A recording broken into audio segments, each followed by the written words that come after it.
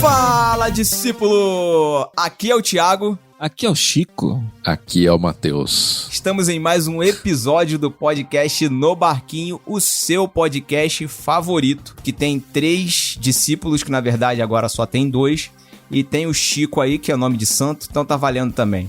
Não é isso, Chico? É, tudo santo, né? Nome de santo. Ué, não é não? São Francisco de Assis é o nome do cara, pô. Exato, santo dos animais aí. É, pois é, o santo, é o santo favorito da Sara, inclusive. Se a Sara fosse católica, ela ia ser franciscana, certeza.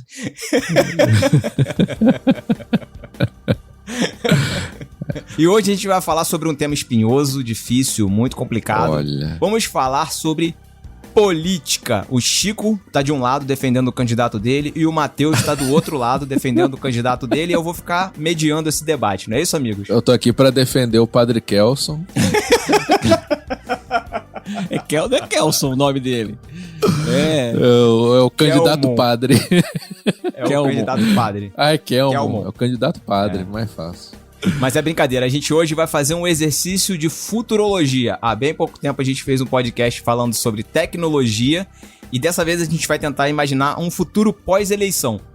Se o candidato do PT, o Lula, for eleito, como que vai ficar o Brasil? Se o Bolsonaro for eleito, como que vai ficar o Brasil? Bom, nós aceitamos Olha esse aí. desafio e vamos queimar todas as pontes e vamos falar o que dá na nossa telha. Fica aí que a gente já volta. Lembrando que não vai ter fake news aqui. É só especulação mesmo, entendeu? Isso, exatamente. Sem especulação, totalmente. Puxando a rede, cheia de peixinhos no mar, na Galileia. Bom, e você sabe, discípulo, que a gente só existe, o No Barquinho só existe por causa do Clube Ictus, que é o nosso patrocinador, parceiro, irmão, enfim. Não sei nem dizer o que o Ictus é pro No Barquinho, de tão junto e misturado que a gente tá. E o Clube Ictus, ele é um clube de leitura sensacional que você pode assinar e tem vários planos incríveis para você. Por exemplo, o Clube Ictus, ele tem o plano infantil, que tem o plano Cavalo Marinho, que vai de 0 a 2, o Peixinho, que vai de 3 a 6 anos, Tartaruga, que vai de 7 a 10, e Golfinho, que vai de 11 a 14. Esses são os planos infantis que você pode assinar para os seus filhos poderem ter acesso a boa literatura mensalmente. Qual outro plano que existe aí, ô Chico? Aí depois tem os planos adultos também, né? Que aí você vai falar do Peixe Grande, que vem pelo menos, no mínimo, 2 livros. Pode ser seculares, pode ser cristãos. E a curadoria é do Peixe Grande, que sempre tá no podcast que foi anteriormente feito. Não necessariamente do podcast anterior, mas já foi um podcast gravado com o Peixe Grande. Ele fez as suas indicações e essas indicações vão pro plano Peixe Grande, 2 livros pelo menos. E também tem o plano Vida, que é livro de vida cristã. Ele também tem indicações ali de Peixes Grandes. Então, de repente, um livro que o Peixe Grande indicou, ele vai parar nesse plano Vida, tá bom? Então, o plano Vida tem livros cristãos. Aí depois também tem qual? Plano Mar. Plano Mar, que é mistério, aventura e romance, que são Olha aí. normalmente livros seculares, tá bom? Então, se você quer livros estritamente cristãos, você fica com o plano Vida. Se você também gosta de livros seculares, aí você fica no plano Mar. Se você gosta dos dois, você vai pro plano do Peixe Grande. Tem para todos os gostos. Exatamente. Aí tem a questão, mas eu gosto de livros mais teológicos, eu gosto de livros para estudar, eu gosto de não sei o que lá, eu não gosto dessas historinhas. Aí você tem o plano Bíblia, que são livros teológicos com ótimas referências, com curadoria, que é lá do Seminário Logos. Isso. É o seguinte, você que é o discípulo aí do No Barquinho, você pode assinar qualquer um desses planos que a gente acabou de falar, você pode assinar com 15% de desconto na primeira mensalidade. É só você colocar o cupom Beijo do Matheus com TH, tudo junto. Olha que cupom maravilhoso, cara. Um cupom desse aí, irmãos, é pra discípulo do No Barquinho mesmo, pra quem acompanha a gente há muito tempo. Aí você ganha 15% de desconto na sua primeira mensalidade. Lembrando que nenhum dos planos tem fidelidade. Então você pode sair a hora que você quiser. Não tem frescura nenhuma. Não gostei. Eu acho que você não vai querer sair, mas... Você pode assinar o primeiro mês aí que dá o desconto. Não gostou, você cancela Aí pros outros. no mês que vem você assina de novo com mais 15%. Não. Brincadeira, tô brincando. o modo brasileiro ligado, exatamente. E assinando até o fim do mês, não importa o dia que você assinar, se é assim, o mês tem 28 dias, você assinou no 28, no mês seguinte você já recebe. O último mês tem 31, você assinou no dia 31, no mês seguinte você já recebe o seu kit na sua casa. Então vale a pena assinar o Clube Ictus, principalmente, além de você ter todas essas vantagens de boa literatura, você também ajuda o No Barquinho a permanecer no ar. A gente trazendo um podcast pra você todo mês, ok? E vamos para o nosso podcast. É isso. Ó, a gente tem um episódio sério sobre política. Não lembro se foi tão sério, né? Mas foi o episódio 70. Que a gente falou Podia ter sido 71, né? Por que a gente não deu esse mole? Podia, né? Acho que a gente falou essa mesma coisa na época, mas... Eu acho que teve essa história aí. A gente tá aqui 10 anos repetindo a mesma piada. Eu lembro de um comentário que teve que falou: nossa, vocês falando de Deus é uma coisa, vocês falando de política é deprimente. Uma coisa assim. Então acho que teve alguma coisa assim. E tipo assim, foi um podcast que a gente só falou da estrutura política. Não tinha nem defesa de nada, na verdade, né? Não tinha essa polaridade, né, que existe hoje, assim. E a gente nem pegou por isso, né?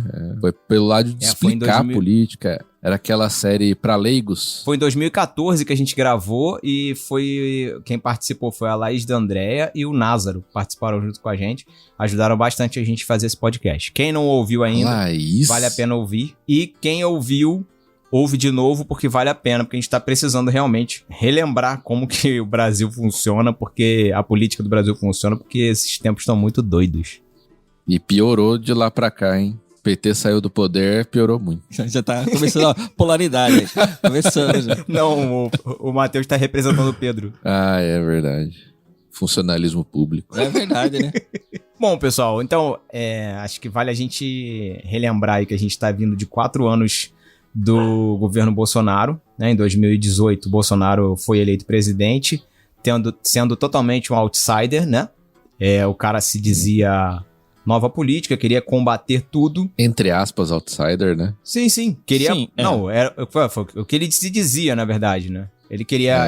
porque alguém que tá há 30 anos na política não é outsider.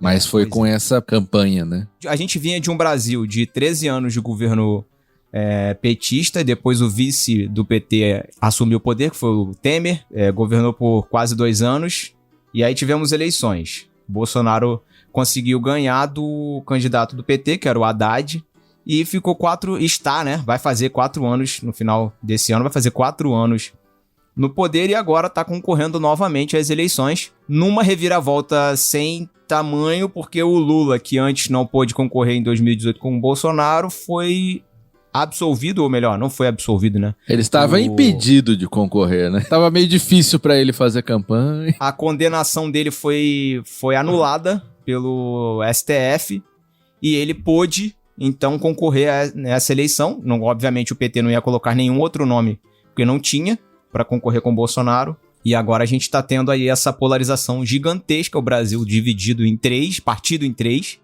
né? Os bolsonaristas de um lado, os petistas do outro, e no meio a galera que tá igual cego em tiroteio, sem saber o que fazer. E aí, o que esperar daqui pra frente? O que vocês... Bom, eu não tinha muito o que esperar, por isso que eu saí do Brasil.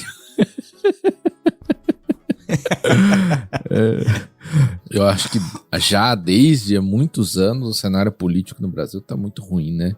A qualidade política e a perspectiva de melhora, pra mim, nunca se cumpriu, né? Foi só piorando.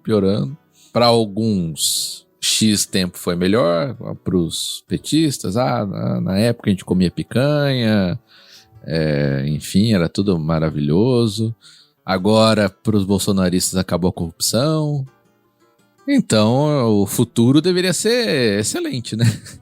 Cada um acredita no que quer, né? Também. Teve debate ontem, né? Um debate dos presidenciáveis. Assisti uma parte, porque eu tava na igreja e aí eu só cheguei em casa e assisti depois. E cada um sempre vai defender seu próprio lado.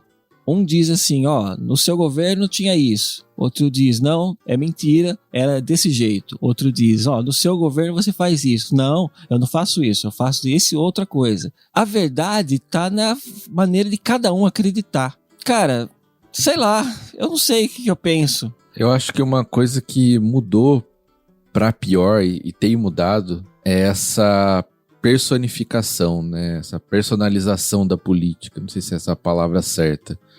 Mas das pessoas, principalmente no Brasil, colocar figuras assim e depositar nas figuras a esperança, né? O maior caso de mais tempo foi o Lula, mas quando o Collor foi eleito, foi algo assim, né? O brasileiro já tem isso em foi, mente, né? de colocar uma Sempre pessoa, foi, cara. né?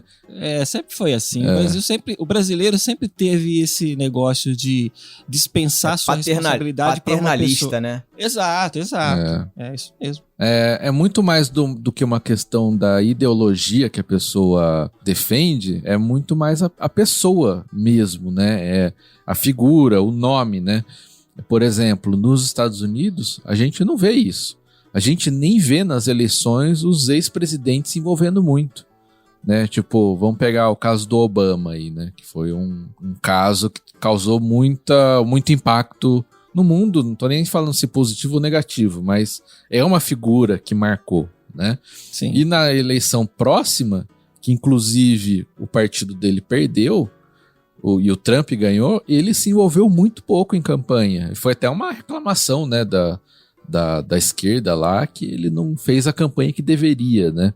E aí depois ganhou o Biden, enfim, né? Pegando esse exemplo americano, que tem suas figuras, mas elas têm uma imagem, um poder limitado na influência para as próximas eleições, né? Então eu acho que até existe um revezamento maior de poderes, né? De partidos ali, por conta de não ser assim. Agora, eu não sei se é uma questão cultural, simplesmente, por que aqui é assim e em outros lugares não é, né? Aqui, né? Aí no Brasil. O Brasil é um país muito complexo, cara. A gente junta um monte de coisa junto, né? A gente junta junto com o paternalismo. Não tem jeito, né? Pra gente olhar pra frente, como a gente tá fazendo esse exercício de futurologia, a gente tem que olhar pra trás, né? Tem um grande exemplo do Getúlio Vargas, por exemplo, que é chamado até de o pai dos pobres, O pai né? dos pobres, né? Que é um exemplo maior de paternalismo do que esse, né? O cara ser chamado de o pai dos pobres Uhum. E isso tá na nossa história, e o cara, assim, guardadas as devidas proporções, o que tá acontecendo agora com o Lula foi mais ou menos o que aconteceu com ele, porque, tipo, ele teve o primeiro governo lá, aí o cara saiu chutado, e de repente, 10 anos depois, ou 15 anos depois, não sei precisar, o cara volta aclamado e, tipo, vai nos salvar. Se você for parar pra pensar, a nossa história só tá se repetindo, cara. Isso já aconteceu na nossa história. E não é saudável, né? Esse que é o problema. Acho que hoje um dos grandes problemas do Brasil, que foi criado depois da redemocratização, que foi a questão da reeleição, eu acho que isso prejudica, porque o cara entra já no primeiro mandato, já se preparando para uma reeleição, sabe? Então não tem nem a preocupação de cumprir as promessas e fazer o que precisava no seu mandato. E já pensa que ele precisa conquistar votos, fazer alianças para mais 4 anos, né? De novo, é a nossa democracia, nosso país, né? Porque em outros países, em democracias sólidas, existe a figura da reeleição, né? Acontece. Só que nós não temos um sistema que funcione bem para o cara não ficar em campanha desde o primeiro dia. A gente não tem O cara tem um projeto de poder, ele não tem um projeto de país, né? De pensar a longo prazo, de, daqui a 20 anos essas metas aqui têm que ser alcançadas. Isso não existe aqui. O que o cara pensa é em 4 anos eu tenho que me reeleger. Por exemplo, citar de novo os Estados Unidos, né? Que é uma das democracias mais avançadas do mundo. Existem projetos e planos que são de longo prazo, independente de quem está no governo lá. Tem coisas da educação, tem pautas ali que estão, sei lá, há 20 anos que precisavam ser cumpridas e são cumpridas, independente de quem entra, né? E aqui a gente não vê isso. O cara entra, já começa desfazendo tudo que o outro fez. Sempre prometem, né? Todo cara que vai se eleger se promete que vai colocar gente técnica nos cargos, enfim. E depois começa a usar isso de de moeda de troca. Aí, quando o cara sai, chega o outro e tira todo mundo, né? Então, como que se você vai ter um plano, um planejamento, se você não tem um mínimo de continuidade, né? Pois é. E isso não é discutido, né? A gente não discute isso. Assim, a gente tá conversando aqui agora, mas quando se vai falar sobre política, as discussões elas são sempre de base, são sempre ali embaixo mesmo, né? Eu não vi o debate ontem, mas eu imagino que tudo que tenha sido falado lá são coisas populistas para atingir, assim, o máximo... A grande massa e dizer assim, não... Tá vendo isso aí que aconteceu na sua vida? Fui eu que fiz. Por quê? Porque no final das contas ele quer ser o dono daquele eleitorado. A pessoa quer ser o dono do gado, vamos dizer assim, né? E a gente, enquanto a gente viver essa guerra, enquanto a gente viver essa disputa pelo poder, a gente não vai sair do lugar, cara, como país. O problema que eu não vejo uma perspectiva é a seguinte: para sair disso, para sair desse debate, a população precisa evoluir no sentido de buscar soluções. Por exemplo, essa eleição, beleza, a galera lá abraçou o Lula, tal, a campanha, não sei o quê, mas, cara, a parte do Congresso, o Senado, foi ocupado por bolsonarista, entendeu? Então, mesmo que, já falando do futuro, né, mesmo que o Lula se eleja, que talvez acho que é a probabilidade maior, dada a distância, ele vai ter um mega problema ali, cara, pra governar. Porque o povo, cara, ele vai lá vamos pegar o exemplo do estado que o Thiago tá morando aí. Minas Gerais. Vai lá, elege o Zema, que é um cara de direita, liberal, pra governador, e elege e vota no Lula também. Sabe? Não tem uma coerência o voto do cara, né? Não tem uma ideia. Então, isso se alastra pelos outros cargos, né? O Senado, os deputados e tal. Então, enquanto a pessoa não tem consciência que ela tem que saber o que eu quero pro futuro do Brasil e não o que foi bom pra mim, sabe? Sim. Que é a história da cesta básica, né? Que os caras distribuem em época de eleição, arruma portão, faz essas coisas aí e a pessoa vota. O maior problema disso é porque a gente não tem uma política justa, né, no Brasil. Seria concebível, por exemplo, eu tenho um candidato de esquerda no governo do país, mas eu tenho um candidato de direita no governo do meu estado, por exemplo. E se houvesse uma conversa justa entre esses dois e não acontecesse, por exemplo, o que aconteceu na pandemia falando aqui do estado de São Paulo, entre Bolsonaro e Dória, assim, sabe? Que foi uma disputa de egos, assim. Foi num extremo de querer fechar tudo, de isolar tudo, de cancelar tudo, de não sei o que lá por causa da doença, e outro, não, isso aí não é nada, isso aí abre uma gripezinha, abre pra todo mundo, e você via que não havia um meio termo nessa brincadeira, sabe? Um só quer ir contra a opinião do outro. Foi muito isso, assim, e aí acaba perdendo-se muito porque não há uma conversa saudável entre os dois. Se, por exemplo, você tem um governo um governo federal de direita e um governo estadual de esquerda, por exemplo, mas há uma conversa justa e vocês, entre as diferenças, vocês chegam em um consenso, ótimo, o Brasil precisaria disso, tá? Porque uma visão única, tudo é direita no Brasil, estados e União. Aí isso é ruim, porque ela vai seguir somente por um caminho e isso é bem difícil de você consertar lá na frente. Agora, quando há um consenso e há essa conversa justa, eu acho que ficaria mais fácil de progredir a coisa. E saber ouvir, sabe? É lógico, eu tô falando aqui de uma utopia muito grande na minha cabeça que eu acho que deveria ser, mas nunca vai ser, sabe? Não é assim nem na família da gente, sabe? Imagine num país, então. Mas um grande problema realmente é esse. É cada um querer perpetuar o seu poder, obviamente, e pensar no seu eleitorado. Meu eleitorado quer que seja isso, então eu vou fazer isso. Pode estar errado? Pode estar errado, mas eles querem, eu vou fazer, porque eu preciso dos votos deles ali na frente, né? E o outro, da mesma forma. Isso só vai acontecer caso a gente tenha uma reforma política no Brasil, de repente rediscutir o tipo de governo que a gente tem, o presidencialismo. Assim, eu não tô aqui pra dizer, esse sistema de governo aqui seria melhor pro Brasil. Eu tô falando isso. Tô falando que a gente tinha que discutir. Você quer a volta da monarquia. pesar prós e contras. É, o Os quê? Volta Orleans da e monarquia? Bragança. Não, meu amigo, o próximo, Olha, o próximo cê- monarca que virá, o próximo monarca que virá é o Senhor Jesus pra colocar ordem nessa bagunça. Só ele. Ô, Ô, Maranata. olha. Maranata. Olha só, hein? Já tô aqui como? Sapatinho aqui. Pentecostal, hein? Tá Mas, girando. assim, Olha o Thiago girando aí. Tô na minha cadeira gamer girando aqui. O Brasil era pra ser a capital do Império, né? Português. Se tivesse dado certo o plano de Dom Pedro, né? De ficar. E nem Portugal é mais império. Então, mas essa foi a ideia dele, né? Tanto é que ele mudou a família real pro Brasil pra governar. Do Brasil seria Brasil e Portugal ser o Império. Então, Com todo mas o não foi, recurso ele e tal.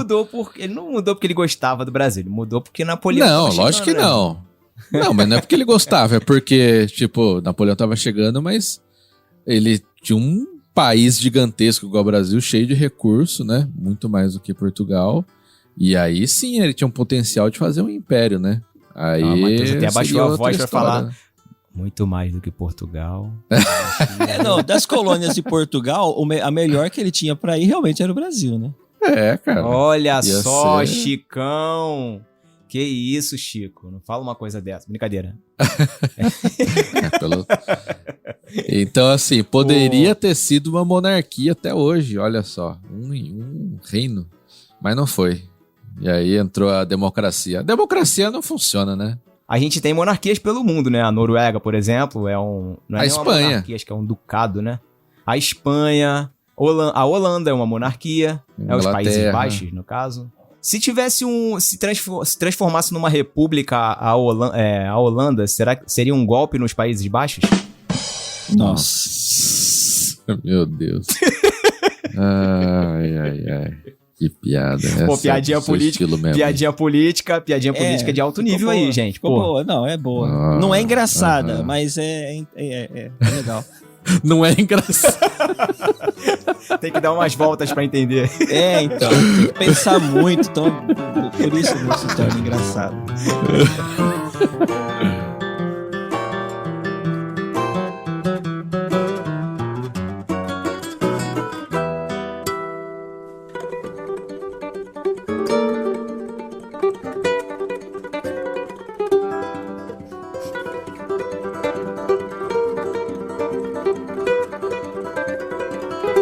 Ó, o Matheus estava falando sobre o Congresso, por exemplo, eleito esse ano, pro próximo governo aí.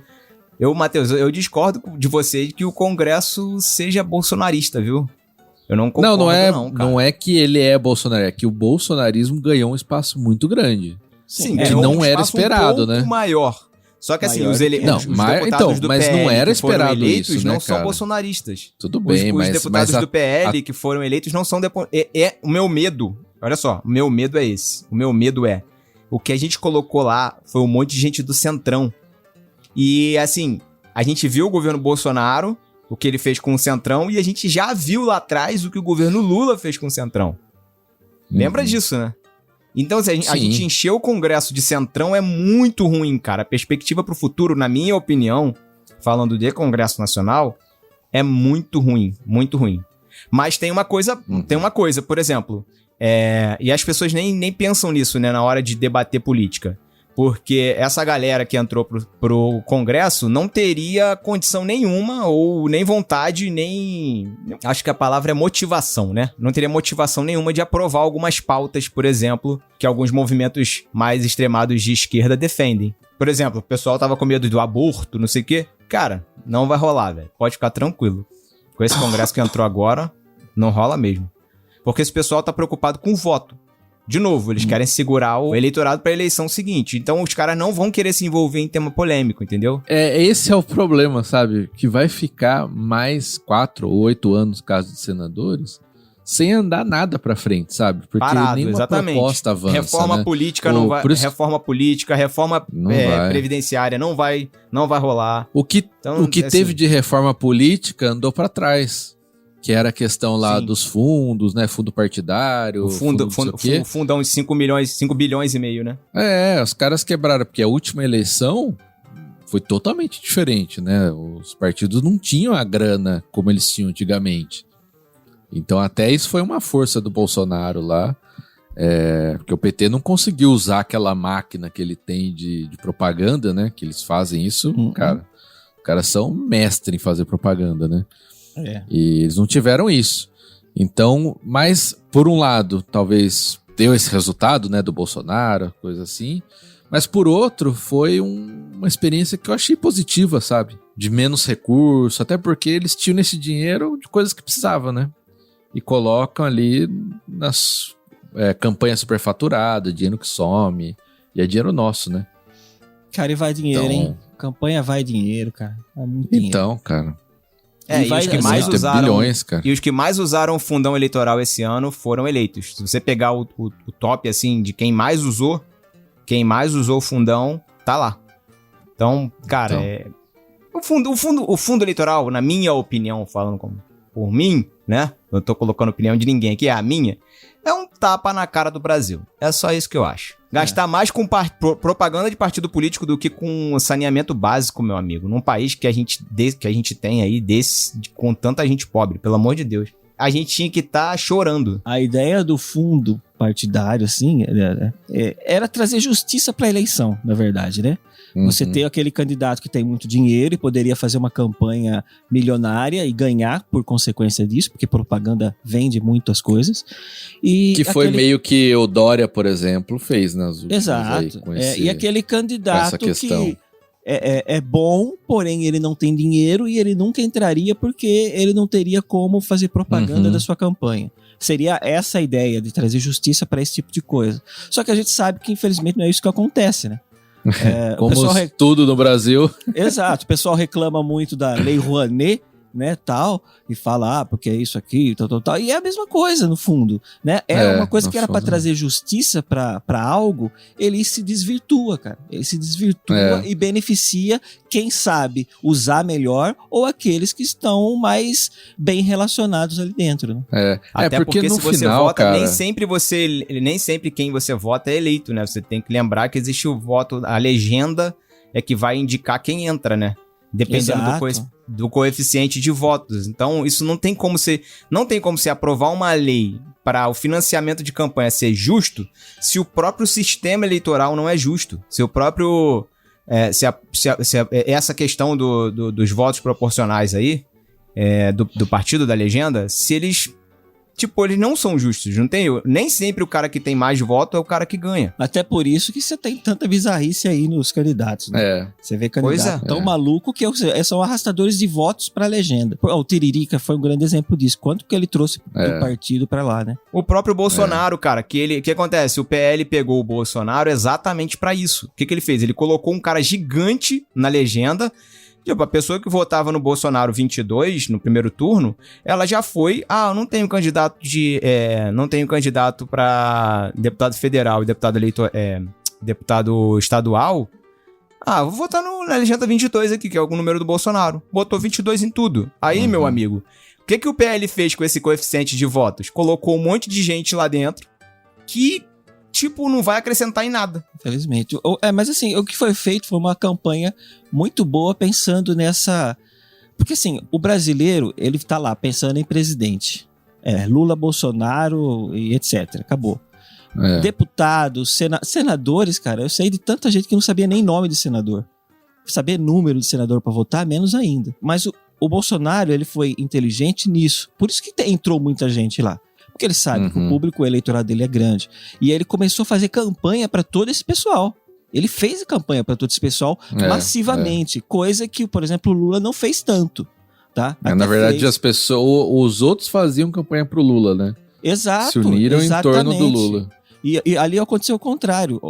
Ele tinha sua campanha de presidente, mas ele fazia campanha pros outros candidatos também.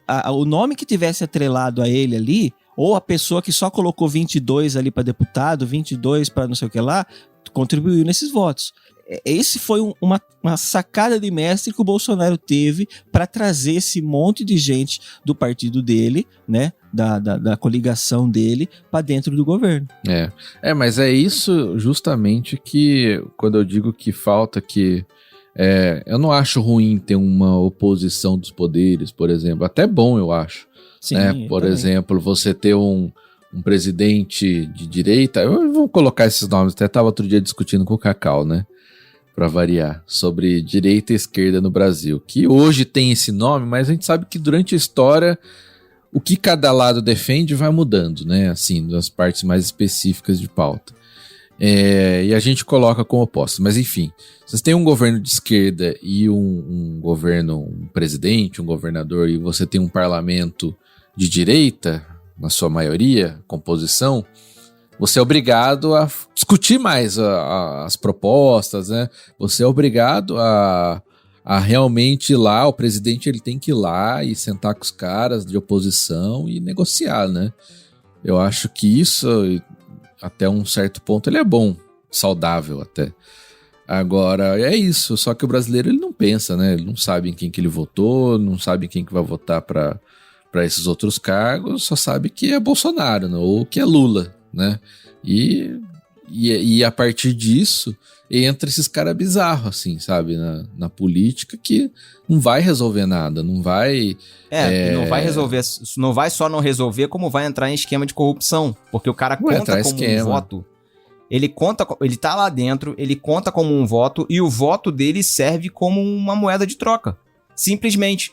Que o que aconteceu foi o Bolsonaro começou a distribuir um monte de emenda, sim, não se tá nem aí para o teto, né, que na verdade não existe mais, né, depois da pandemia. Não existe mais. Não, o que a gente fala de responsabilidade fiscal, né, que foi o porquê da Dilma ser impeachmentada. O cara começou a distribuir um monte de emenda e esse tipo de deputado que a gente tá falando, ele se elege com obra. O cara se elege, tipo, na cidade, lá na base dele, na cidade dele, ele fez o pessoal lá tá precisando de esgoto. O cara vai pegar esse dinheiro da emenda e o cara vai aplicar, vai fazer um esgoto num bairro que não tem esgoto. Cara, olha só o Brasil que a gente vive. O cara votou... e se fosse isso... Não, mas mesmo assim, cara, é um tipo de compra de voto, entre aspas, né? Sim, tipo de, mas tudo... Você vai votar comigo aqui não pelo que você acredita, mas pelo dinheiro que eu dei pra você liberar a obra lá no seu reduto eleitoral. Mas só que as pessoas lá estão precisando disso. O cara tá votando porque, cara, eu não tenho esgoto. Passa uma vala preta na frente, uma vala negra na frente da minha casa. Entendeu? A pessoa não deveria estar nessa situação, né? Exato, é isso aí, é isso que eu tô falando. Bom, é que isso aí tem duas coisas, né? Primeiro que os políticos, eles fazem exatamente assim, então quando ele vai asfaltar a sua rua aí, ele põe o asfalto da pior qualidade possível. Por quê? Isso aí vai durar 1-2 anos e já vai estar tudo destruído de novo. E aí você vai, tem que votar no cara que bota o asfalto aqui. Né? Colocar de novo o asfalto, né? E a segunda coisa é que os caras ganham com isso, né? Aí esse eu acho que é o pior problema. É o cara usar esses orçamentos secretos, essas coisas aí, pra esse dinheiro aí, ele vai embolsar uma parte. Tem essa também. Também tem essa. Além dele comprar o voto, entre aspas, ele ainda embolsa um pedaço ainda, porque contratou a empresa do primo dele pra poder fazer aquela obra. E 20% aí do que você ganhar com a sua empresa, você vai deixar de caixa 2 aí pra minha campanha. Cara, o Brasil... Cara, impressionante, cara. Dá até nervoso falar disso, cara. Você acha que é uma obsolescência programada para as obras públicas exatamente para que ele possa sempre estar fazendo mais? Com certeza. Né? Sabe, a coisa de... Você deu o exemplo do asfalto. Não é um asfalto ruim só para economizar. É um asfalto ruim para que ele precise, sei lá, daqui 2 anos ser feito novamente, porque daí eu posso superfaturar de novo, vou fazer outro asfalto ruim para que de 2 anos eu faça de novo, e ele consegue perpetuar o seu poder ali. Eu não tinha pensado por isso, mas deve ser alguma técnica de político também. Na cabeça do cidadão médio brasileiro, isso que ele tá fazendo é uma benfeitoria, cara. Isso é que é triste. Porque assim, as pessoas não param pra pensar, né? É difícil porque não existe educação no Brasil, né? A gente não troca ideia, a gente não corre atrás pra saber. Então... Enfim, é até um papo meio elitista falar isso que a gente tá falando também, né? Mas... É que assim, o brasileiro começou a querer discutir política agora, né? Antes você tinha, sei lá, um ano de Copa do Mundo, cara. Você estaria falando de Copa do Mundo, você não estaria falando de eleição, entendeu? falando de políticos, falando de candidatos. Ninguém estaria fazendo isso, colocando bandeira no Brasil por causa de um candidato. Não, estaria por causa do time, sabe? Da seleção brasileira. Agora, a gente, de uns anos para cá, começou a discutir. Só que o brasileiro está muito embrionário nisso ainda. Ele está começando a enxergar ainda superficialmente a política. Então, tudo que ele fala, eu não estou falando como uma regra geral, assim, mas eu percebo isso que na grande maioria observa a política de uma forma muito superficial. Então, ele se fixa em um candidato, em um nome específico e defende a pauta daquele candidato, porque hoje essas pessoas têm voz também, né? Tem redes sociais, tem tanta coisa. Antes você só tinha poucas pessoas que poderiam fazer isso, que eram pessoas que controlavam uma certa massa ali, ou seja, uma pessoa que tinha voz no meio de um grupo de pessoas ali. Mas hoje não, todo mundo de uma certa forma tem um pouco mais de voz, né? Então você tem sua rede social, você vai expor todas as obras do seu candidato, você vai as suas opiniões, as suas defesas, as suas acusações contra aquele que é contra, né? E você pode fazer isso. E eu não sei se as pessoas vão passar desse nível de apenas defender aquilo que elas acreditam para chegar num próximo nível de começar a analisar aquilo que lhe é proposto. Tá? A minha esperança é que ali na frente isso aconteça. Isso é uma fase, o brasileiro está começando a querer pensar em política, só que ainda ele está sendo enganado pelo sistema porque ele não conhece. Sabe, é tipo filme, que você assistia filme na sessão da tarde quando era criança e achava tudo maravilhoso. Aí você começa a aprender coisas, ideias de roteiro, sei lá, esse aqui é a saga do herói, esse aqui é não sei o que lá, esse aqui é... Aí você começa a observar os filmes e fala, eu tô entendendo, esse filme vai por aqui, vai por ali, vai acontecer, porque é um roteiro, cara. É um roteiro, e política tem esses roteiros. A minha esperança é que o brasileiro comece a entender todo esse roteiro político que existe, não é novo, é coisa antiga que vem lá de trás, e comece a observar isso e comece a ficar mais sábio pensando e discutindo política. Você é muito otimista, o Chico, com as pessoas. Chico é otimista. Cara, mas tem que ser, cara. Tem que ser. Se eu não fosse, eu saía do Brasil, cara. Então... Aí, Matheus, te chamou de pessimista na sua cara. Mas eu sou mesmo. Eu nem deveria estar falando desse tema aqui, porque... Eu já falei, eu prometi pra mim mesmo que eu não vou ser o brasileiro que mora fora do Brasil e fica enchendo o saco dos brasileiros que tá no Brasil, né? Que nem alguns que fica de fora e... Não, mas tem que ser Bolsonaro. Não, mas tem que ser Lula. Meu, eu tô aqui, cara. Não, mas você, olha só, você não tá defendendo um político, sobre você tá defendendo uma ideia. Você não tá defendendo um político, você tá defendendo uma ideia e você tá... Por mais que você esteja fora do seu país, você quer que seu país cresça, né? Que as pessoas sejam educadas, que haja mais discussão, que a democracia realmente aconteça aqui nessa questão de pluralidade de ideias, de troca de ideias, de todo mundo poder falar, emitir sua opinião e dizer como que o Brasil pode ser melhor, que é como uma democracia deve funcionar. Então, você continua sendo brasileiro, pô. Continuo, por enquanto. Eu acho que assim, uma evolução que seria muito grande, que eu acho que tinha isso no passado, sabe? Eu não sei por que isso se perdeu. Que é a questão de o político estar no poder, ele tá lá pra ser massacrado, cara.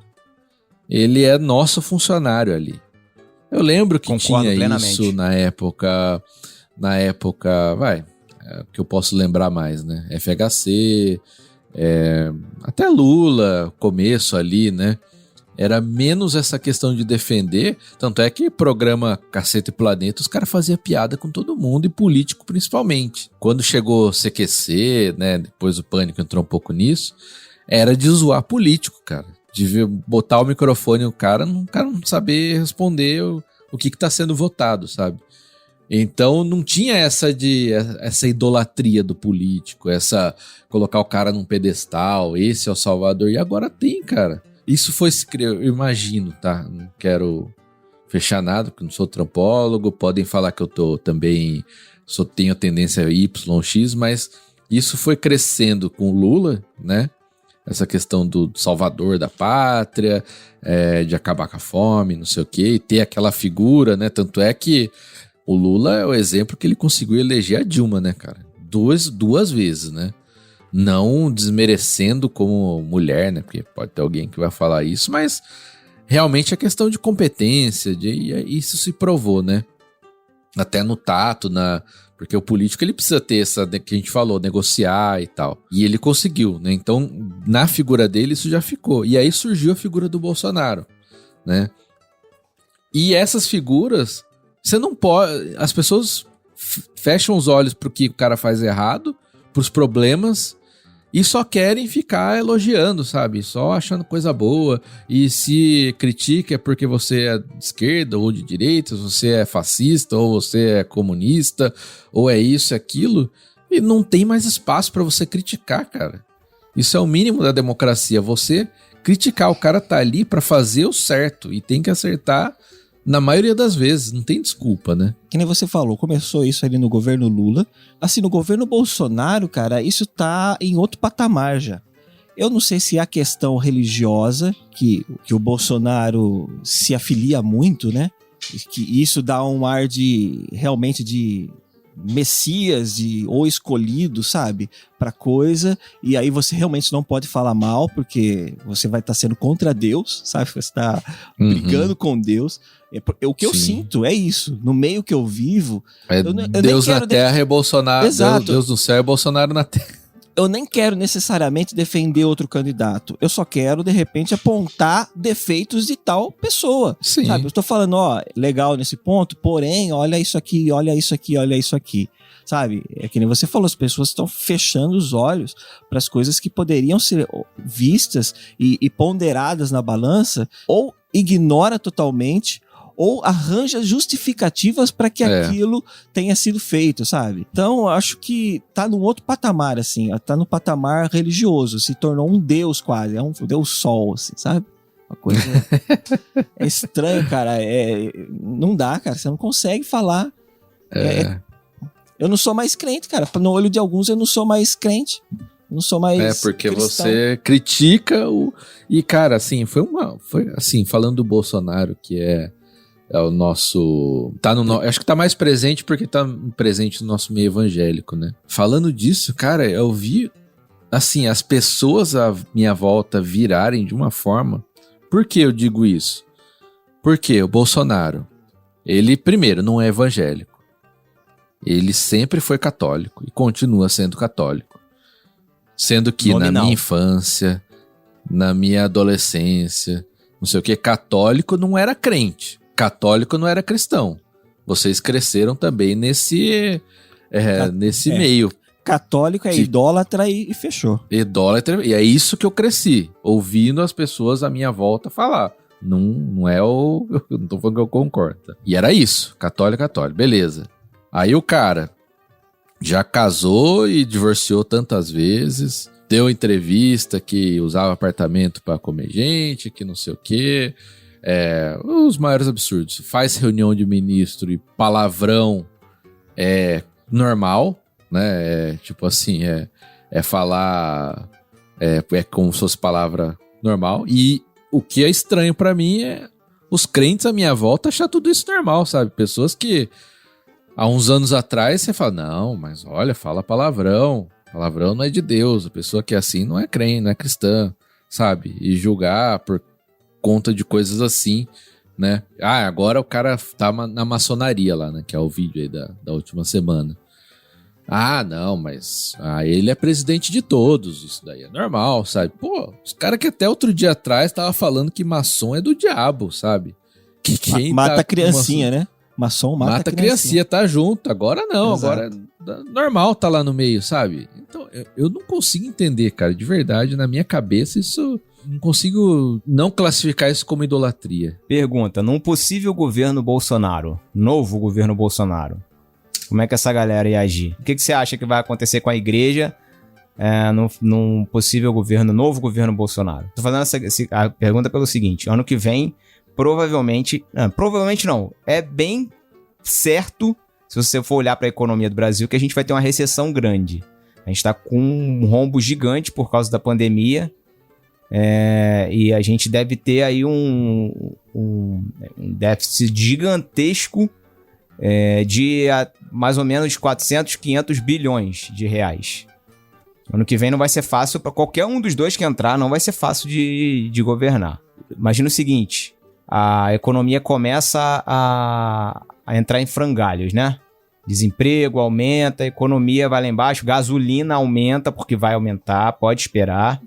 Como é que essa galera que defende o Bolsonaro vai se posicionar? Vai continuar achando que ele é o Deus na Terra?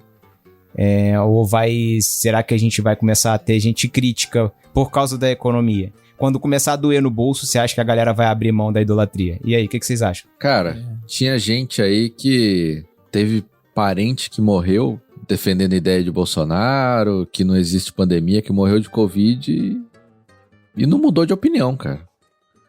Mais do que isso, eu acho que não vai afetar. Acho que as pessoas vão continuar defendendo, vão continuar... Eu só não sei, assim, com que perspectiva, porque aí já não haveria uma outra eleição, né? Pro Bolsonaro. Exato. Uhum.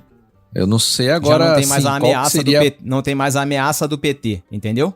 A ameaça vai ter, né? Eles estão falando, o discurso é engraçado, né? Porque agora não, essa eleição é importantíssima pro PT não entrar. É a mais importante da história do país. Se o PT não entrar, o PT acabou, não sei o que e tal. Cara, pra próxima eles vão inventar outra história. Agora, falaram a mesma coisa quando o Lula foi preso, né? O PT acabou e tal. Né? E tá aí, o PT... Não é assim. Então, agora... Que cenário que eles vão preparar para a próxima eleição? Porque é assim, né? Ano que vem já vai começar essa discussão. Eu acho que eles vão continuar com o mesmo discurso. Eu acho que não muda. As pessoas não vão ter esse bom senso, eu acho, né? Vão continuar defendendo. Agora, a troco de quê que eu não sei. Esse senso apocalíptico de que Bolsonaro é o que vai salvar a nossa civilização vai continuar, então. Vai permanecer. Muita gente comprou o Bolsonaro... por causa desse discurso, né? De que existe uma guerra e a gente precisa lutar contra a dominação que estão tentando fazer no nosso país, transformar o nosso país. E isso já vem sendo falado, né? Há muito tempo e o que se vende, o discurso com que o Bolsonaro principalmente cooptou a mente das pessoas religiosas foi exatamente esse. Tentando bater na base... das crenças das pessoas, né? Você acha que esse discurso, então, ele vai continuar no ano que vem? Porque eu acho que não vai não, cara. Eu acredito de verdade. Por quê? Ano que vem, eu tô falando se o Bolsonaro for eleito, tá? Se o Bolsonaro for eleito, a gente vai ter... Qualquer um dos dois que for eleito, a gente vai ter uma grande crise no Brasil, pelo que, assim, que eu tenho lido, pelo que eu tenho visto. A gente tá com um rombo gigante e vai ter uma crise no Brasil. Então, quando a galera começar a sentir no bolso, meu amigo, aí o negócio vai... Será que vai pôr a mão na consciência? Porque não vai ter mais uma eleição lá na frente e não vai ter mais um concorrente direto na eleição. Você fala que não vai ter mais a quem culpar, né? Isso, exatamente. O que eu percebo de hoje das pessoas que apoiam o Bolsonaro é que eles estão muito otimistas no sentido de o ano que vem o Brasil vai explodir, vai bombar. Vai voar. Sabe? Vai voar longe. Assim. Pois mas é porque, assim, prometeram que o Brasil vai voar, mas só que cortaram as asas do Brasil, né? Essa é a grande questão. A gente tá num buraco gigante, velho. Sim. Isso tudo que tá rolando de deflação, com o preço da gasolina abaixo, não sei o que, isso aí foi tudo na canetada. Foi a mesma coisa, igualzinho que a Dilma fez. É tudo maquiado, vocês lembram da Dilma antes do impeachment? Igualzinho, tá igual, entendeu? E se você vai tentar falar com uma pessoa que é, assim, bolsonarista, ferrenha, nossa, a pessoa, tipo, tapa o ouvido e fala lá, não quero ouvir, entendeu? Só que quando começar a sentir na pele, não é mais ouvir, é o cara perder o emprego, é o cara começar a ver, assim, a inflação lá em cima mesmo. E eu tô falando dos mais pobres, classe média, pô, se vira, cara, entendeu? Mas tô falando dos mais pobres mesmo. E falando de igreja, assim, que é a grande maioria das nossas igrejas, né? Mas eu acho que o problema mesmo, quem vota em Bolsonaro é mais classe média, não é... Eu acho, né? Sei lá, posso estar... Então, assim... Mas, o quê? Não, pelo amor de Deus. Que isso, pensando em povo evangélico, cara, você sabe que o povo evangélico em si, principalmente o povo pentecostal, o grupo pentecostal, ele é de classe média baixa. Assim, a grande maioria é média baixa. E esse público realmente é Bolsonaro. Eles estão muito devotos em Bolsonaro, sabe? Você falar que é só classe média, eu acho que é meio complicado, porque não é, não. Não é não. Não falo que é só, mas eu achava que era a maioria. Ah, não diria nem que é a maioria, não. Tem muita gente aí de classe baixa que tá Bolsonaro, cara. Por causa da questão Principalmente os da religiosos. igreja. Principalmente os Exato. religiosos, exatamente. Por causa dessa pauta moral do Bolsonaro. Sabe, não é nem por economia, às vezes, não é nem por isso. É por causa da pauta moral que ele prega muito, né? Mas é por isso que eu acho que mesmo quebrando, que eu também acho, pelo que eu tenho visto, primeiro, né, agora vai ter uma crise gigantesca aqui na Europa, né? Agora, fim de ano, por conta do gás, isso tá chegando e vai vir a conta vai vir para todo mundo, né? Porque vai subir muito o consumo aqui de gás por conta do frio, não tem mais o gás da Rússia.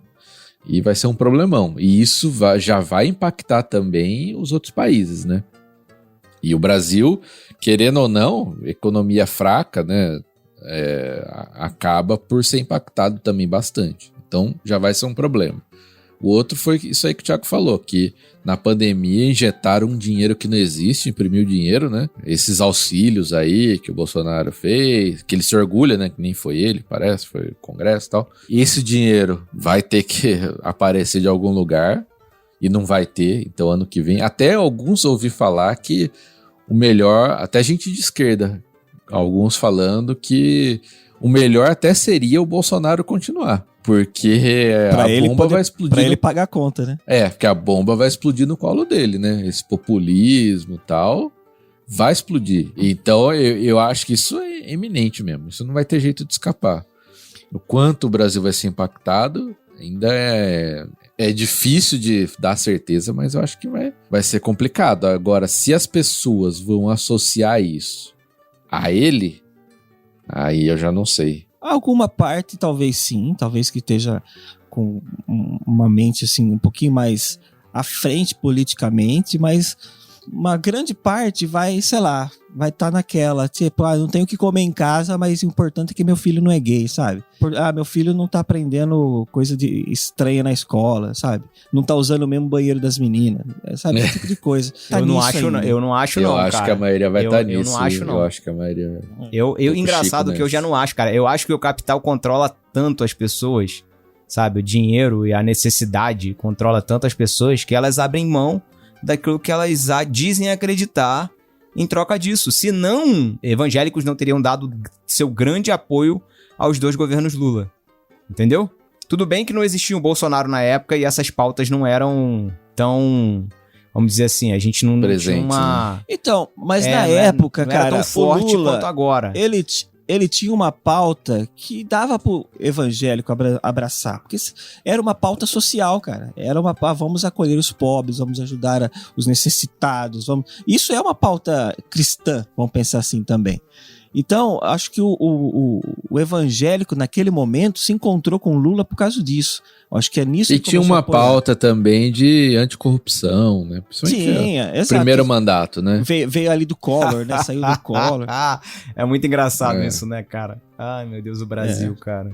Eu tô falando que eu penso assim, mas eu entendo que o Thiago tá falando e eu acredito que isso vai acontecer também num certo nível. Porque a partir do momento que a pessoa começar a sentir a dificuldade no próprio bolso dela, ela vai cobrar daquele que ela elegeu para gerir o dinheiro dela, vamos dizer assim, as finanças do país dela. Falou, opa, o negócio tá difícil, opa, a minha empresa tá mandando gente embora. Peraí, o que tá acontecendo com o Brasil? Aí ele vai talvez começar a olhar para outras coisas também. Tá? Então eu acho que talvez isso seria o início de uma visão mais aberta do brasileiro, não só nessas questões morais, que o povo evangélico principalmente está em maior número, mas também nessa questão econômica, na questão governamental geral mesmo, assim, sabe? Pensando. Eu já não vejo eu não tenho essa visão tão otimista de verdade.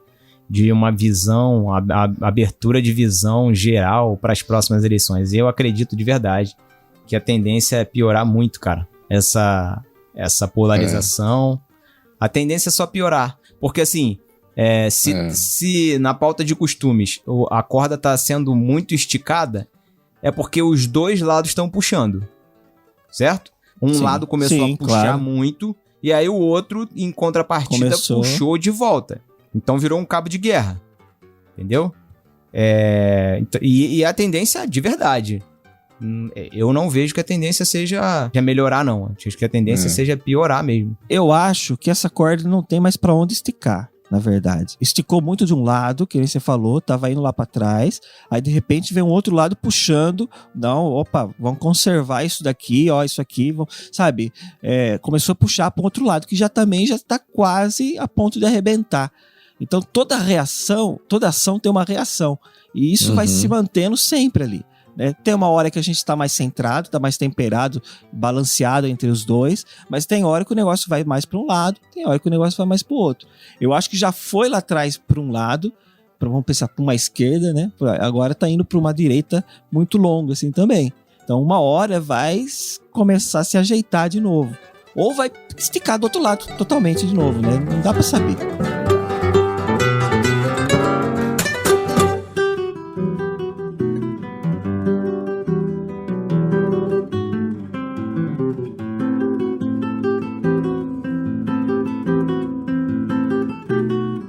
Agora falando de um possível governo Lula, o que tem sido vendido, né, tem sido propagado, é que o Lula ganhando, o Brasil vai virar uma Venezuela, as igrejas vão ser fechadas, o PT vai começar a caça às bruxas, e a gente vai passar a ser uma Argentina com a inflação lá em cima. A inflação... Argentina ou Venezuela?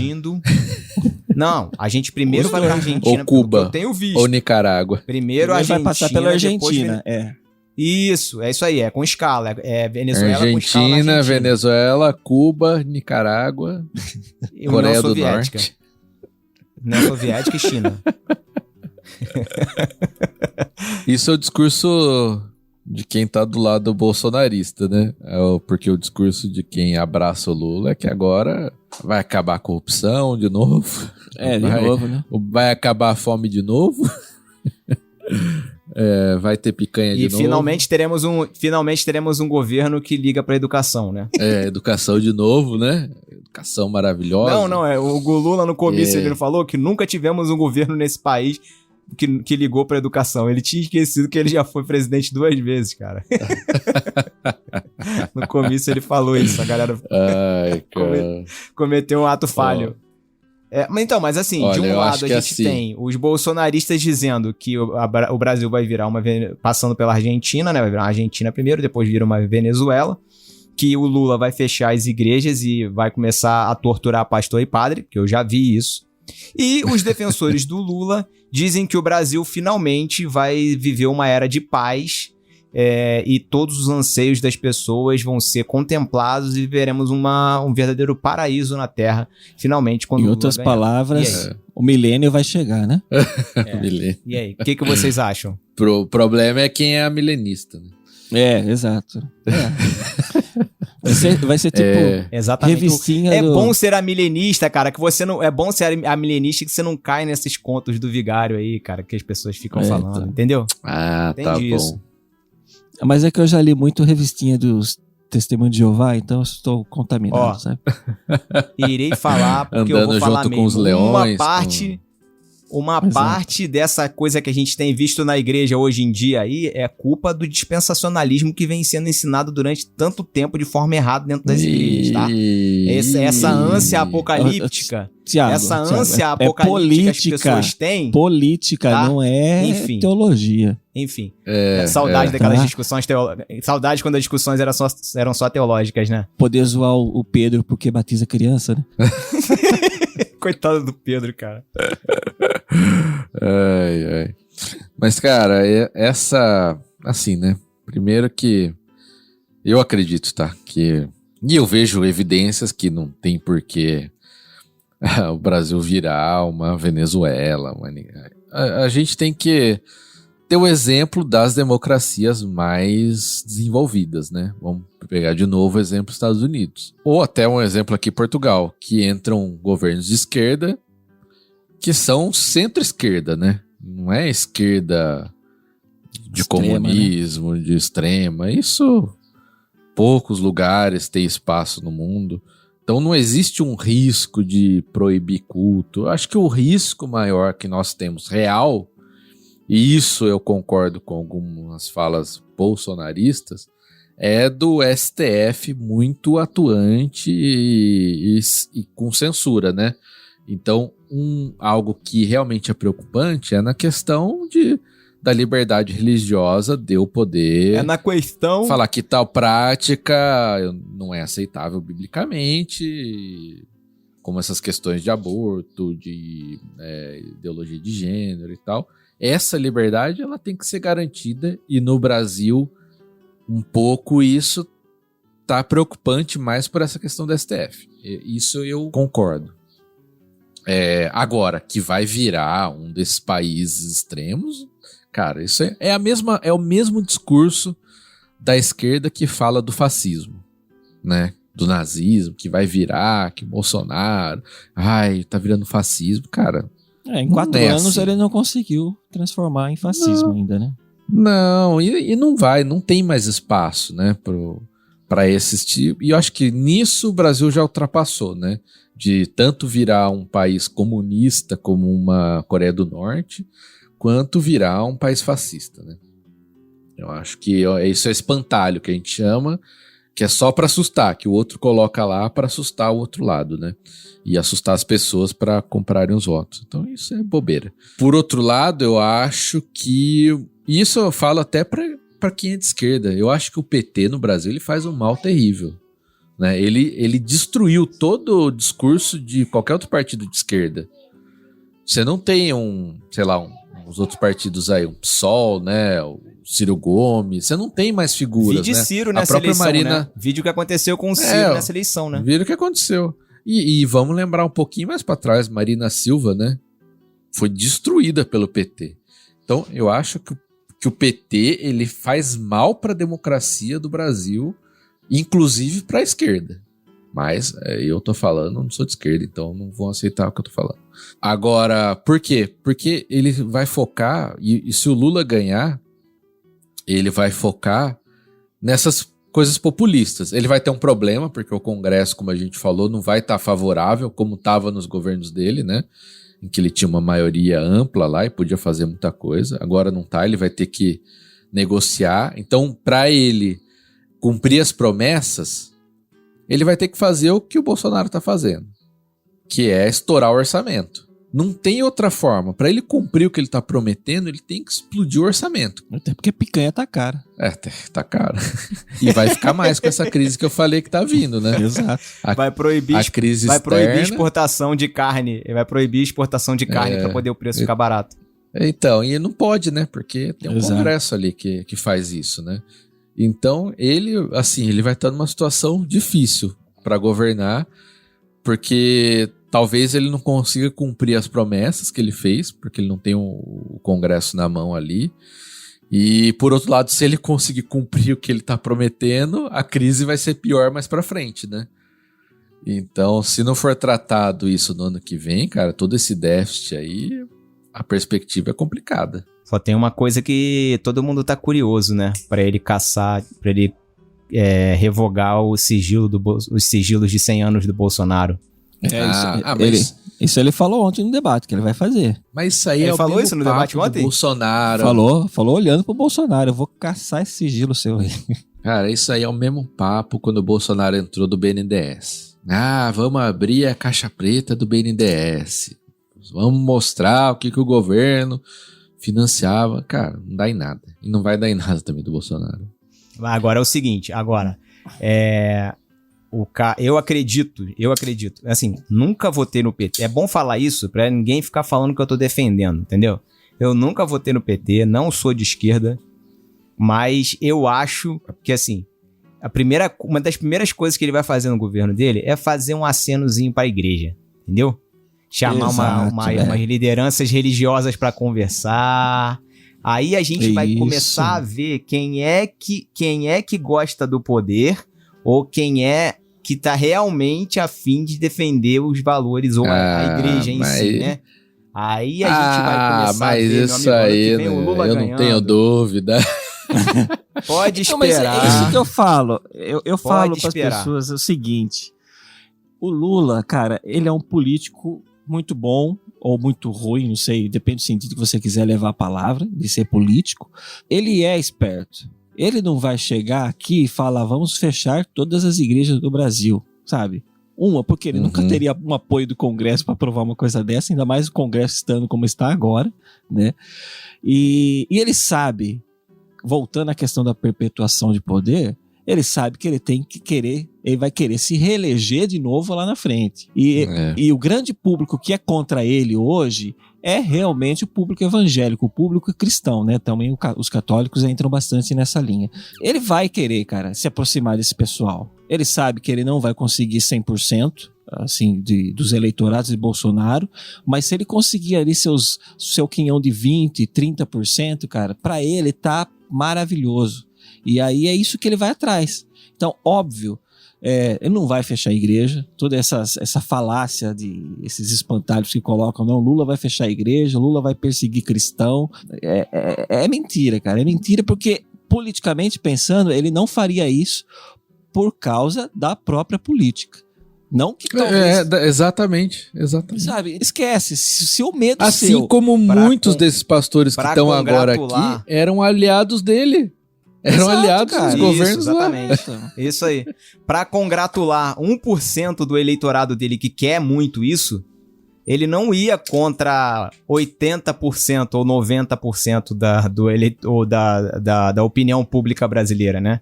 Porque senão ele simplesmente teria uma crise que não teria necessidade nenhuma de ter, né? Ele vai criar uma crise sem necessidade. Uma crise, sim. Uma crise gigantesca, porque seria coisa de revolta mesmo na rua, cara. Seria a galera pegando em arma, de verdade, se isso rolar, né? Porque do jeito que tá a coisa hoje, do jeito que os ânimos estão animados hoje, meu amigo. Mas assim, ó, a gente sabe que o PT não é um partido de extrema esquerda, né? Que a gente já falou isso aqui. Não é um partido que... Ele é mais um partido camaleônico que se alinha facilmente ali com alguns poderes específicos para poder, né? Do que sei lá, ele não é um extrema esquerda que tem suas pautas firmes e é isso aqui, isso aqui, isso aqui. Não adianta você falar nada que eu não vou mudar. Não é um PSTU, né? Exato, não é. O sonho da militância é que fosse, né? A militância que fosse, de verdade. Mas o PT, a militância ele tá numa minoria, né? O PT, ele tá numa linha em que quem é extrema esquerda, ele sabe que ele não tem chance se não for com o Lula, entendeu? Ele sabe que, ó, se eu quero ter uma chance de ter alguma pontinha ali, é com o Lula.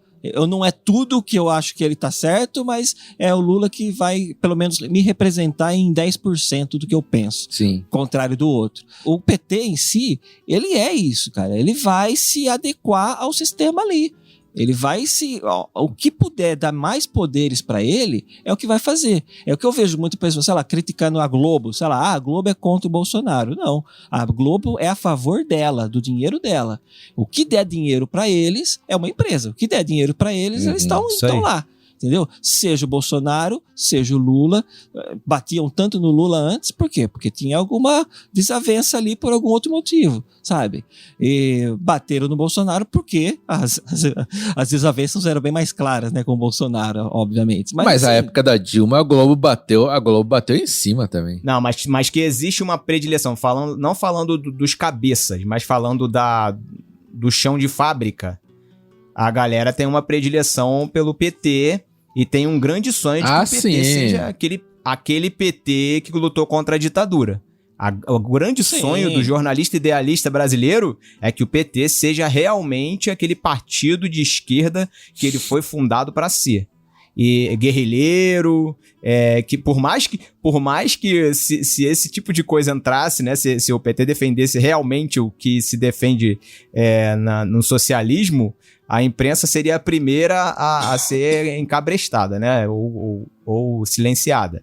Mas o cara que foi pra faculdade e foi doutrinado, né, catequizado durante os 4 anos ou 5 anos de faculdade, o que ele pensa é que eu tenho uma causa para defender e eu queria que essa causa fosse realmente colocada em prática. Isso existe no Brasil, você não tem como dizer que não, cara. Não tem como dizer que não. Existe. De fato. E, inclusive, isso ajudou o Bolsonaro porque descredibilizou a imprensa. Porque, assim, a galera que hoje tá do lado dele, acreditando em tudo que ele fala, é porque não tem o contraponto da imprensa, porque a imprensa foi descredibilizada. Infelizmente, foi o que aconteceu no Brasil. E o Bolsonaro conseguiu tudo que ele conseguiu agora exatamente por isso. Porque nessa transição, pensando principalmente na eleição passada, óbvio, a mídia tradicional tem grande poder ainda, mas existia uma mídia paralela que tinha muito poder também para alcançar as pessoas individualmente. Seja lá em grupos do WhatsApp, seja em grupos de família, seja em outros grupos, em tantas outras formas de rede social aí. E que a mídia tradicional, às vezes, não alcançava com tanta pessoalidade, assim, com tanta proximidade. Capilaridade. Acho que é isso. Acho que é a personalização mesmo. É pessoalidade, né? De pessoa para pessoa, realmente, né? Exato. Tipo, isso aqui quem tá... que ela conhece, tá me falando... que recebeu a informação daquela pessoa que ela conhece. Exato. Então, isso tem um peso. Isso foi desacreditado de tal maneira que não existe mais aquele peso tão grande. Muito pelo contrário, mesmo o que é justo, o que é falado, ele se trata como uma mentira, trata-se como uma inverdade, né? Que é uma palavra que é mais usada hoje para não se dizer mentira, se trata como uma inverdade. E enquanto aquele meu primo que postou, que me trouxe uma informação de um não sei o que lá, de um não sei o que lá, de um não sei o que lá, tem um peso maior porque essa informação, ela foi caçada lá nos meandros políticos, porque tem alguém ali que conseguiu isso ouvindo pela porta e ele tem a informação correta, sabe? Não é uma informação que passou por um editor, que passou por outro, que passou por quem já tem uma tendência política por um lado para outro. E do mesmo jeito que o PT não fez o meia-culpa de dizer assim, não, realmente erramos, precisamos consertar e fazer uma reforma no nosso partido. A imprensa também vai pelo mesmo caminho. Vai continuar insistindo nesse erro e a tendência é continuar igual ou piorar. É isso que vai rolar. É isso aí. A falta de credibilidade nos meios já foi. Mas assim, no final, cara, por exemplo, volto lá para os Estados Unidos, né? Que é o exemplo que a gente tem maior. Acho que o Matheus foi para o país errado. Ele queria ir para os Estados Unidos. Eu também acho, queria. cara. Foi para Pegou o Portugal. avião errado. Matheus entrou no avião da TAP e deveria ter entrado no avião da United. Cara, lá a mídia, você sabe, o canal X é democrata, o canal Y é outra coisa. Então, lá já é assim, né? Então, eu não sei se o nosso futuro como Brasil é os canais alinharem-se, mas a verdade é essa, né? Que estão perdendo a relevância. Cada vez mais a televisão, para os jovens, já não existe, né? Ninguém assiste mais nada de televisão, não sabe nem o que está acontecendo. Então, isso vai ter que ser reavaliado, repensado e tal.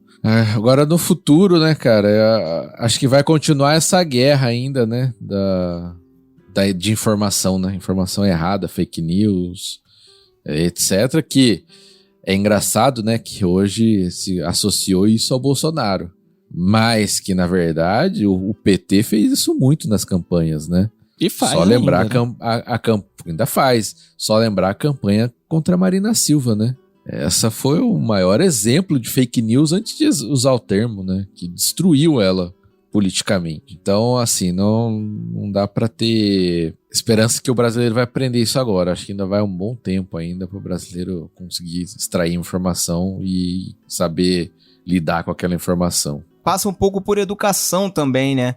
Passa por leitura, interpretação de texto... Tudo isso. E a gente tem Isso que não é incentivado na escola, né? Mas assim, eu acho que não é então, aí que tá, ó. A gente tem um problema dentro da igreja disso, Matheus. As nossas igrejas... Isso que eu tô vendo no Brasil foi o que eu vi a minha vida inteira na igreja, cara. A gente via exatamente isso. Assim, as pessoas não sabem interpretar texto, e assim, também não é culpa delas, né? Porque, tipo, não tiveram educação, e a gente é um país que não investe em educação básica, principalmente. A gente não investe em educação básica. E quer já começar a construir a casa do telhado, investir lá na universidade, porque quem dá voto é universitário, criança não dá voto. Então... as pessoas não sabem ler, cara. Então, como é que a pessoa vai interpretar uma realidade ou uma informação por si só, se ela realmente não sabe ler e não existe interesse nenhum de ensiná-la isso? Eu acho que aí, as nossas igrejas, talvez, eu tô sendo muito, assim, otimista, mas as igrejas teriam esse papel de ensinar, sabe? Ajudar as pessoas a terem pensamento crítico. Só que no momento em que a igreja foi colocada nesse bojo pra se posicionar, ela se posicionou do jeito que a gente viu que ela se posicionou, né? Os pastores, assim, compraram um discurso e venderam a alma. Mas assim, eu acho que passa por isso que você falou, né? Dessa questão de falta de interpretação de muitas coisas. Mas, de boa, cara, hoje você tem tanta informação, que eu escuto, por exemplo, uma notícia, eu tenho preguiça de ir atrás, cara. Porque se eu for atrás daquilo, eu vou ter que ir atrás de muita coisa. E minha vida não dá pra fazer isso, cara. Eu tenho que ler ali, ou acreditar, ou duvidar, ou, sei lá, dar pelo menos uma checada na minha consciência para saber se aquilo é justo, se aquilo é injusto, sabe? Eu entendo de uma certa forma as pessoas por causa disso. É culpa delas? Também. Mas não é totalmente, sabe? Porque isso parte de um princípio que os próprios meios de comunicação hoje em dia, e eu não estou falando nem da mídia tradicional, eu estou falando da comunicação em geral, assim, partindo por internet e tudo, trabalha em cima dessa falta de conscientização, seja lá, não sei se é a palavra certa, mas ou de análise das pessoas, né? Acho que seria melhor, de poder analisar melhor senso as coisas, crítico. ou por falta de tempo, ou por falta mesmo de disponibilidade para fazer isso. Sabe? De repente chega uma matéria, as pessoas só leem a manchete, tá lá, fulano fez isso, fez aquilo, tá, beleza, acabou, eu já tenho essa informação, não preciso saber mais nada sobre isso, eu não tenho tempo de saber mais sobre isso, né? Então, acho que a mídia hoje em dia, essa mídia normal, paralela até inclusive, ela começou a se utilizar muito disso, e eu vi isso inclusive nos debates, cara. Eu vi lá, por exemplo, o Bolsonaro fazendo uma acusação do Lula e falando assim, ó, você aí na sua casa, pode dar um Google lá e procura isso aqui do PT. E ele fala esse tipo de coisa porque ele sabe que as pessoas não irão fazer isso. Não vão. Exato. E o Lula também da mesma forma, fazendo acusações e falando, ó, vocês podem checar isso. E, cara, as pessoas não vão checar e eles sabem disso. Eles sabem que isso não vai ser feito. Não sei, eu não consigo culpar totalmente as pessoas por causa disso. Eu acho que a gente está numa transição em que as pessoas vão começar a aprender a assimilar esse nível tão grande de informação que se tem hoje e saber ter um senso crítico melhor e analisar melhor as coisas. Porque sabe, a internet hoje é um grande Twitter, cara. Você não consegue acompanhar tudo. Você abre, você não consegue ler toda a sua timeline que apareceu desde a última vez que você entrou. Você tem que olhar o que tá ali e acabou. E sair fora, sabe? Ou fazer um comentário daquilo que você viu e cair fora, né? Você não consegue saber o assunto, saber toda a narrativa, toda a história, tudo que aconteceu. Não dá mais. Não dá mais tempo pra fazer isso. Você tem que saber aonde que o negócio tá. E as pessoas estão assim. E com isso, elas tomam um lado. Eu decido por isso porque eu gosto mais desse cara. E eu sou contra aquele então eu não vou acreditar nisso que ele tá dizendo. E pro futuro, isso vai melhorar ou vai piorar? O que vocês acham? Eu sou otimista. Eu sou, tem que ser, cara. Sei lá. Eu penso que sim. Não sei, não vai ser 100% melhor. As pessoas não vão, de repente, não cair mais em fake news. Não acredito nisso. Sempre vai ter quem cai. Tem pessoas que caem no golpe do bilhete da loteria até hoje, sabe? Até hoje, né? Então, até hoje, cara. Não, daqui, sabe? Então, em fake news vai continuar caindo do mesmo jeito. Só que eu acredito que grande parte não, né? Esse é otimista demais. Mas uma certa parte vai começar a ser mais analista sobre muita coisa, assim. Saber que tem que se analisar seu candidato, não só porque ele fala, mas também porque ele faz. Saber se aquilo que ele está fazendo realmente está sendo... qual é a motivação disso, sei lá, por quê? A gasolina baixou porque a pessoa é boa e achou que estava caro, tem que baixar, ou porque era véspera de eleição, ele queria ter uma certa moeda de troca com os seus eleitores, sabe? As pessoas vão começar, eu acho, a visualizar melhor esse tipo de coisa e enxergar que o seu candidato, como a gente falou, é seu funcionário. Se você colocar ele para trabalhar, você pode cobrar dele das suas necessidades. Você precisa, ele tem que fazer. Eu não estou falando nem da necessidade individual, obviamente que não. Estou falando da necessidade coletiva.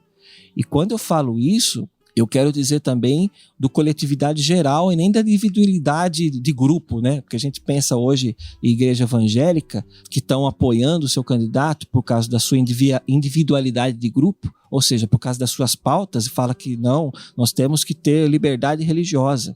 E quando você fala de liberdade religiosa, você tem que saber que você está defendendo a sua religião e está defendendo a religião do seu vizinho também.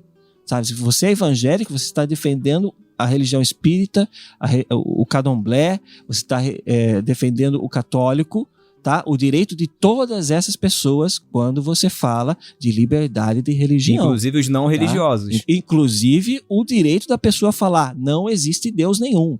Sabe? É isso que você está defendendo. Não adianta você falar que tem que ter liberdade religiosa pensando apenas na sua religião. Pensando apenas naquilo que você acredita que é certo.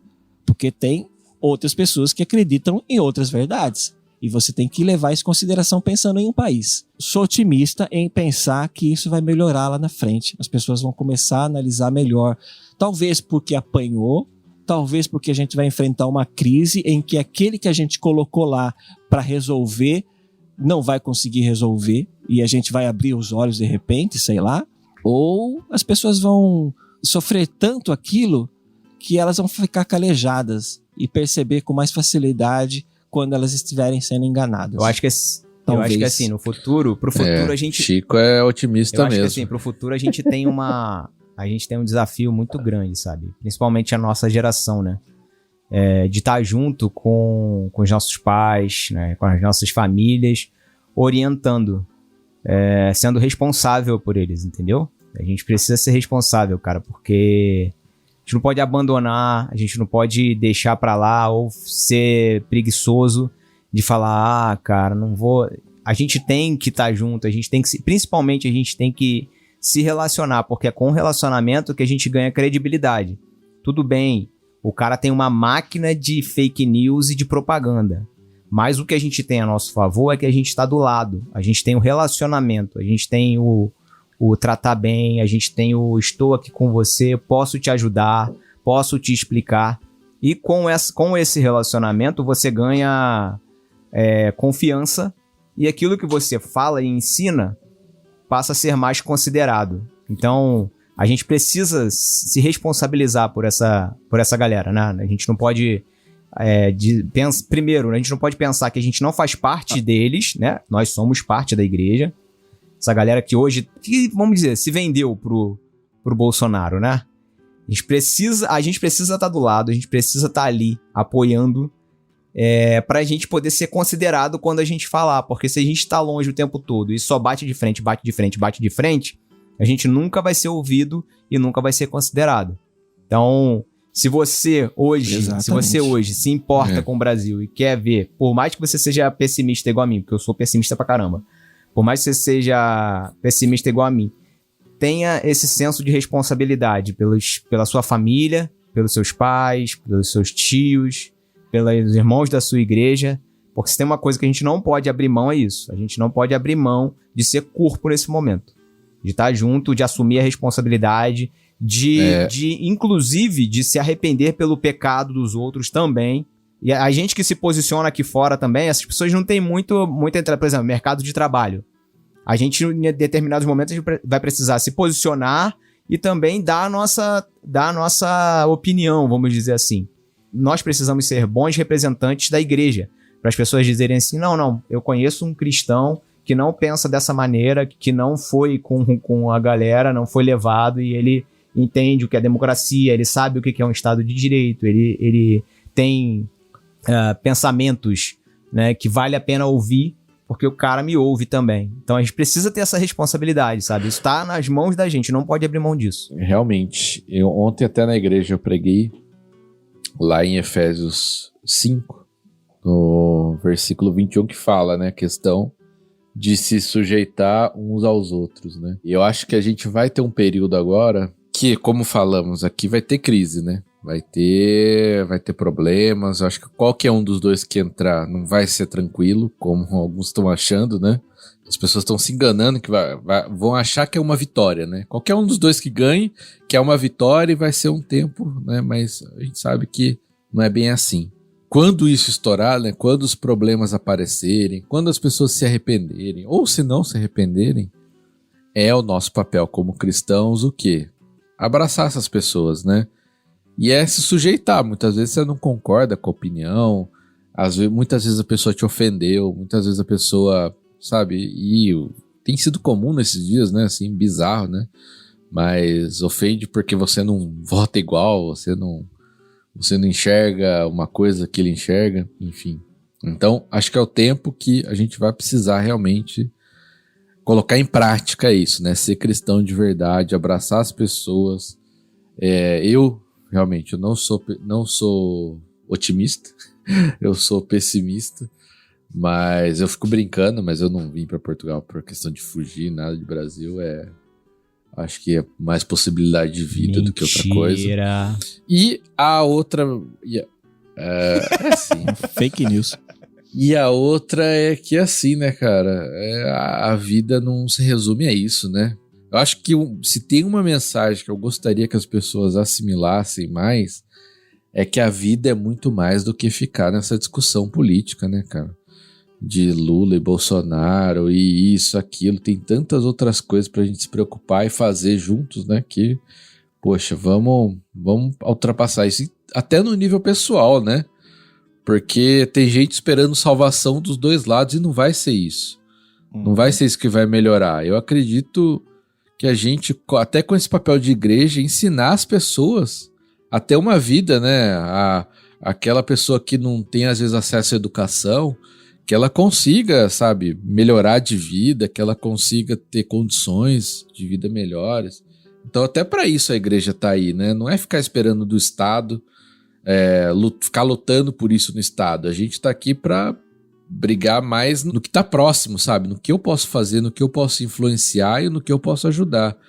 Então, tirar esse negócio messiânico, né, da mão dos presidentes que a gente coloca e assumir mais a nossa responsabilidade. Trazer o reino de Deus para as pessoas. Que não é desse mundo. O verdadeiro Messias. Exato.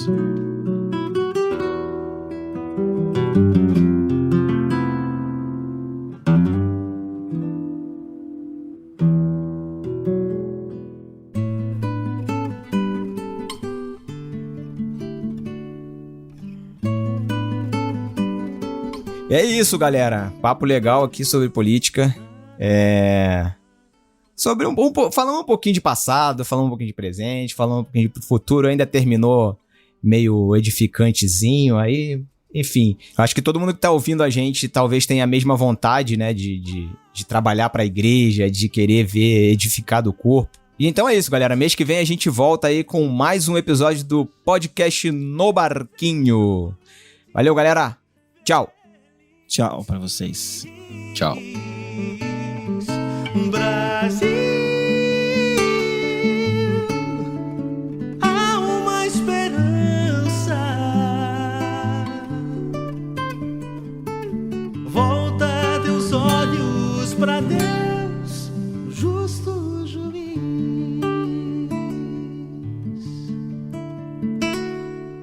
Como será o futuro do nosso país?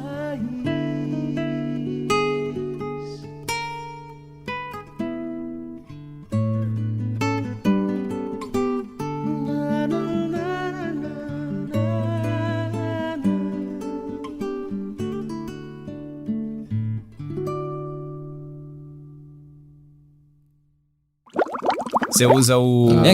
Quem manda áudio estourado é o Pedro. Toda vez, cara, tá lá no 110%, assim, sabe? A gente sabe como é. A gente compreende você. Infelizmente, o Pedro não tem muita consideração com o editor. Como se ele nunca tivesse editado. É triste esse tipo de pessoa, sabe? Não tem empatia com as pessoas. Empatia, Por isso, meu Deus. por isso que o Brasil tá do jeito que tá. Só pode, né? Votando no Lula.